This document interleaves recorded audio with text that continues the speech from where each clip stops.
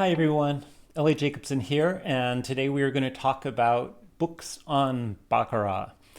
So this talk comes from an article that I have posted on 888casino.com, and that article is called Baccarat Angst, and that word means anxiety or dread, as if we are completely out of control in a chaotic and crumbling world, and it's that sense of existential meaninglessness. Well, at any rate, that's how I felt when I was reviewing books about Baccarat, so that's what I titled this post.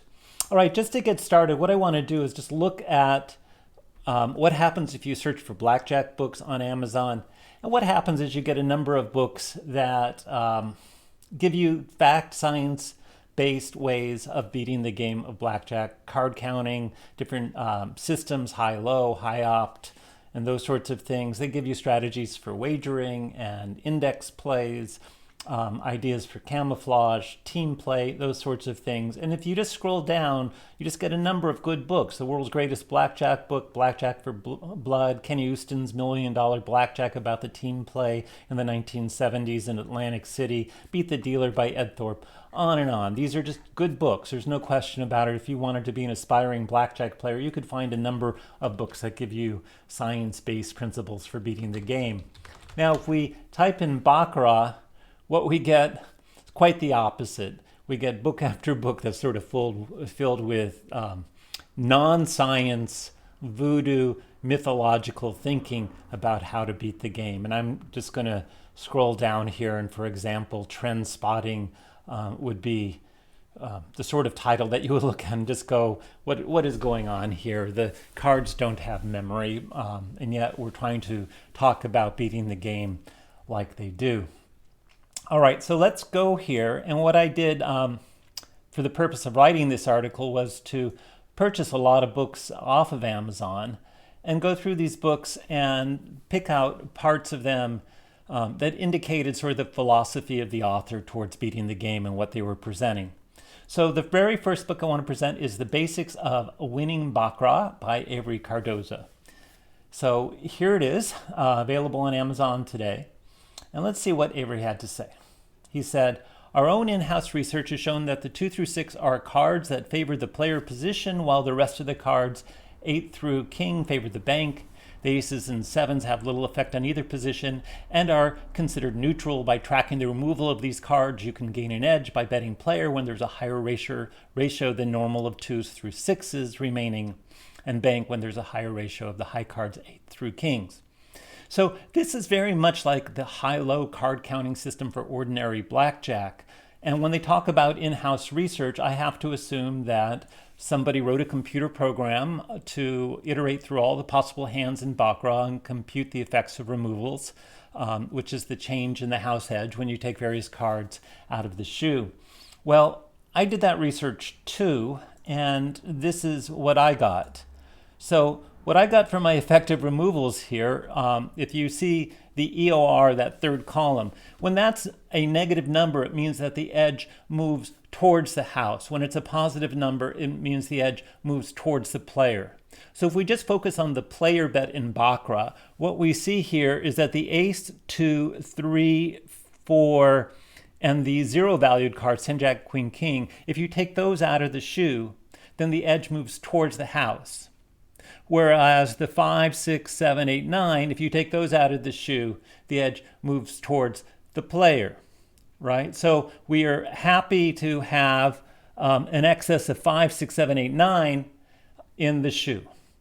And this is actually science, right? This is a computation based on iterating through all the possible hands, and this is how ordinary blackjack card counting works. So 5 through 9 favor the player. Well, you notice that's not at all what Mr. Cardoza or his team said. So good for them thinking that card counting would be a way to beat the game. Bad for them for presenting material that is simply not correct. It's just absolutely not correct. So I'll give them credit, at least they did do some research, or allegedly do some research. So much better than these other books we're going to see, like the following one, Secrets of Winning Baccarat, Proving Strategies from 232 Shoes by Brian D. Kayser, Ph.D., Psi.D. So here is this book. If you want to grab a copy, only $19.95 on Amazon Prime. So he says, the important thing to remember here is that we can be quite confident in the final distribution of wins of 3 hands over many sets of 3 hands we play. So the same thing applies to the number of singletons compared to runs, runs of length 2 compared to runs of length 3 or more, and so on. In each case, the mathematics tells us what we expect on average over many plays. Given that we expect 50-50 on average, you can think of that as the balance point. As you see outcomes get further and further away from the 50-50 point, you can think of the shoe as going off center. Fortunately, we can quantify just how often you'll see the shoe go off center. And although the shoe may end up staying off balance, it seems prudent to bet that it will more likely recenter itself. So this is what's called a classic gambler's fallacy. The idea that somehow things want to return to normal. For example, if you were to flip a coin and it came up heads 5 times in a row, well, tails is overdue, and suddenly the chances of tails have improved from 50-50. So that is just not true. The gambler's fallacy, you can look it up on Wikipedia, is one of the most classic instances of mythological thinking among gamblers. So if you actually run a simulation where you only bet on, for example, banker after 3 players have come up in a row, or player after 3 bankers, or you run a simulation where after player, banker, player, you bet on banker because you look at some pattern of alternation. No matter what pattern you think you see in a Baccarat shoe, the shoe does not remember its own history. The shoe is not trying to recenter itself. The shoe is simply producing random hands, and it is the human that is seeing a pattern in those hands. Also, I just want to point out that his 232 shoes, that is a pitifully small number of shoes to look at. My typical simulations have a minimum of about 100 million shoes, so I wouldn't want to base any results on such a very microscopically small number of shoes. John Patrick's Baccarat, A Guide to the Jewel of Casino Games by John Patrick. I never thought of putting my name in the title of a book, but apparently a lot of these people who are writing books with systems in them like to do that, as if the personality of the author is more important than the content of the book. I tend to disagree. I am also very sorry to tell you John Patrick did pass away just a little while back. He was a notorious character for his internet message boards, for his ability to talk about systems, betting systems, progressions, stopping points, when you leave after you win a certain amount, timing, and all the various mythologies. And he was known to troll people extensively who tried to bring any facts to his attention. So let's just read what he had to say. You're supposed to have a positive pattern in your method of betting, wherein every single bet you make is predetermined and based on the outcome of the previous hand. I've told you what to bet when you win using the up and pull method of betting, and told you to go all the way back to the minimum bet in your series when you lost. If you do not like my betting patterns, go make up your own, but be comfortable with the one you decide upon and have that series based on your starting bankroll. I don't give a rat's tail which system you use or whether you bet conservative or aggressive. I like conservative, but suit yourself. I just want you to have an intelligent money management system and abide by it. So essentially what he's saying is that the only way to beat the game is through what's known as a progression and through money management. A progression is some idea that your following bet should be based on the outcome of your previous bet and the outcome of those previous hands. Classic example is the martingale, where you double up after each loss. And when you finally win, you go back to betting 1 unit. He also talks about money management, which is this idea that you should have points where you stop playing based on having a preset win goal or loss point. So let me just say that the idea that you should have money management, the easiest way to think about that is that this is based on the fallacy that the cards know who you are, the shoes remember you for some reason. So for example, if you've won $1,000 and then you want to keep playing, the idea is that the cards are going to say, hey, you've won $1,000. It's time you stop winning for the day, and I'm going to make you lose. But if somehow you leave the casino for a day or a week, and then come back, then the cards will not recognize you, and so they are more likely to let you win again. So yeah, cards don't know who you are. The shoes don't recognize you. There is no time limit between hands that will make the cards behave differently. It's simply a question of either you have an edge or you don't. And the truth is, if you don't have an edge, then the less you play, the better, as far as your own personal bankroll. So he falls under both of these fallacies of progression systems and money management or timing. Lyle Stuart on Baccarat by Lyle Stuart. So here's this book. Only $10.98, paperback, if you want to grab a copy. He says, the rule of three suggests that if a thing happens 3 times in a row, you either bet on the streak or you don't bet at all, which is the opposite of the person above who talked about balancing. Let's use Baccarat as an example. The bank side has won 3 times in a row. Which side do you bet on now? We know the bank and player have almost equal chances to come up, not unlike heads or tails in a coin toss. You can say bank has come up 3 times in a row, so now is the time to bet on player, and you could be right. Now suppose the bank side wins again. That makes 4 in a row. Now you're sure the player will come up, so you bet it again. Suicide. Under my rule, you go with the flow or you don't go at all. So this is really how most Baccarat players play the game. They look for streaks, they look for patterns, and they go with the pattern, not against it.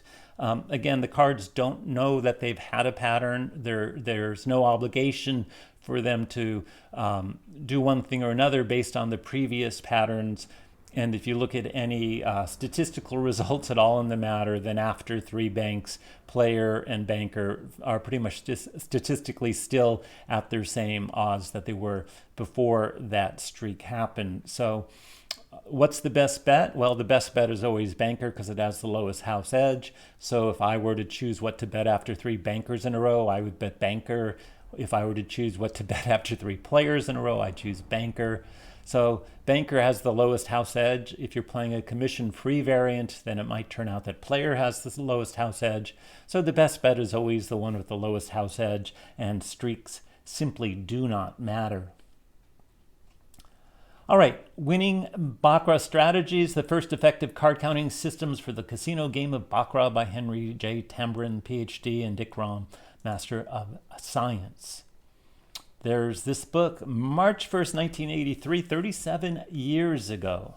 I don't think you're going to buy a copy. It's $300 right now. Okay, it's out of print, so you only get a used archival copy.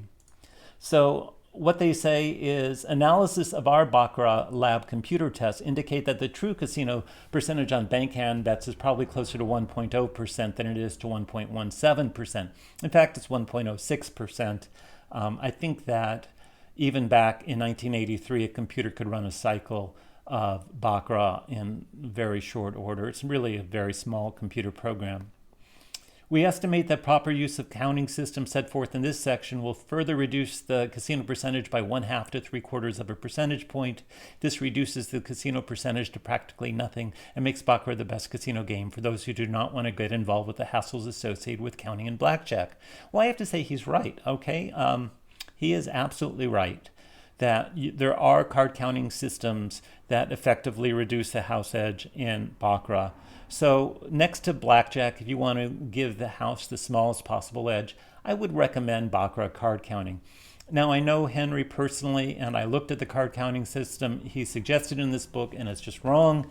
And, you know, back in his day, you couldn't really run simulations of that many hands, so he didn't really have evidence based on a sufficiently large sample, and he apparently did not run a complete cycle to get the EORs that I presented before. So he didn't do this work right here to get his card counting system, and as a consequence, it's not right. And I confronted him with that, and he admitted that his work was not correct and actually apologized for publication of this, but I still want to give him full credit. Number one, because he actually stated something that's true, and number two, because he tried to do something that was mathematically correct, even though he did not have the tools at the time to do it. Baccarat for the Clueless, a beginner's guide by John May. So here's this book, $12, paper book, grab a copy today. All right, John May is actually a pretty good guy. He is the only person to have put out a book there that gives a legitimately winning method. He writes, there's a new category of Baccarat system seller emerging who pretends to sell winning card counting systems, as we saw in a couple examples above. A computer could tell me exactly when any of the three bets, player, banker, tie, was favorable. All I had to do was tell it which cards had been dealt. Unfortunately, when I wrote a program to detect advantageous situations on my home computer, the results were not spectacular. With the game dealt down to 10 cards on perfect wagering anytime there's a favorable situations, I could expect to earn approximately 4.5% per shoe of whatever amount I bet. So if I bet $1,000 every time my computer told me I had an edge, I'd make $45 for every shoe I played. You can actually look at my post on AP Heat and through my website, advancedadvantageplay.com. I do a computer perfect play analysis. And my results are a little bit different than John's. I think I get about $10 or $11 per shoe based on a $1,000 wager. But we're within a ballpark estimate of each other. And I have to give him credit because, again, he did this back when there was not the sort of available computer power there is today. So I do have a link to my own post so you can see what I get here compared to him. So yes, good for John. I think that if you're going to get one book, honestly, that gives you legitimate data information on the game of Baccarat, this would be the book. And even then, you can see how pitifully small the win rate is with $1,000 wagers. I claim it's about $11 per shoe, not $45. All right, Casino Gaming Methods, Games, Probabilities, and Controls by David C. Williams and Kathryn Hashimoto. This is a book probably more than any other that upsets me because this is a book that's meant for a class in casino management, and the people who wrote this book are academics. So if you look through the book, it has a lot of good information on a ton of different areas about casino management, and then for some reason they decide to delve into the game of Baccarat, and this is what they write. Because there are two major bets, the simplest strategy is to bet the minimum, usually $20, and alternate bets, banker, player, and so on. Unless you have a really bad run of luck, you should at least break even. Well, you're only going to at least break even if you somehow are gaining an edge over the game. So no, in fact, an expectation should be that no matter how you wager on the game, you'll lose in the long run. So you don't need a really bad run of luck to lose. You just need ordinary play, and you're going to lose, right? This is just a losing system like every other system. They go on. However, with this strategy, you must pull $20 from the second win so that you bet with the casino money, not yours. Well, this is a huge fallacy, the idea that there is casino money and your money. There really isn't. Once you win the chips, that's your money. Once the casino wins your chips, it's their money. There is no difference between wagering with their money and your money. If you have a chip in your possession, it's yours. So the idea is that somehow if you are betting with money that you've won in a session, that is money that you can risk, that is different than money that you bring to the casino, that those somehow the cards will know the difference between which chips those are. And the cards don't recognize the chips in front of you as your money or house money. The cards are just random, they're chaotic, and they will be whatever they are. So this is simply nonsense. This whole idea of casino money, there is no such thing. There are the chips the dealer has, the chips you have, and those correspond to the casino's money and your money, and that's the end of the story with respect to that. Since the odds are around 50% that one of those hands will turn up, it's a simple bet and you shouldn't go too far astray. Yeah, well, you will go as far astray as the house edge takes you, which means the more money you bet, the more you're likely to lose. So this is just is nonsense from start to finish. They also, in this book, give a betting system, the 1-3-2-6 system, and write that it's attractive because you risk only 2 betting units for a chance to win 10 units. So this is called a parlay, and it's sort of a type of progression system where after a win, you leave some of your winning chips on your wager. So you are parlaying, you are adding your winnings to your wager. So again, the house will win at the rate of total amount wagered times house edge. So the more you bet, the more the casino expects to win. So if you actually do one of these parlays, you're simply adding chips to your wager and you're giving the house more theoretical win. So they really seem to not understand the whole concept of theoretical win or T-win, which is really basic to casino management by talking in this way. It's just an embarrassment to think that 2 academicians wrote this content right here. Here's a book called Baccarat Attack Strategy, Attack, Retrench, and Win by Greg Fletcher. I found this online as a PDF. So here it is, Silverthorne Publications. And the point in this book is that if we just look at the table of contents, we'll see all sorts of mythological thinking, betting progressions, betting strategies, master bet sizing, money management, an ultimate Baccarat strategy, right? Skillful play, sick, right? Skill with 1 L. So that's interesting. Discipline is the idea of when you stop and start playing. So just one chapter title after another based on mythological thinking. So all right, so if you want to read the full article, again, it's this article called Baccarat Angst, and it is on 888casino.com. So hopefully you will take a look at that. So that is it for this video, for these book reviews. I hope that this gave you some notion that there just isn't a good book out there on the topic of Baccarat, and that you will be wary of absolutely anything and everything that you read on the topic. All right, that's it for now. See you later.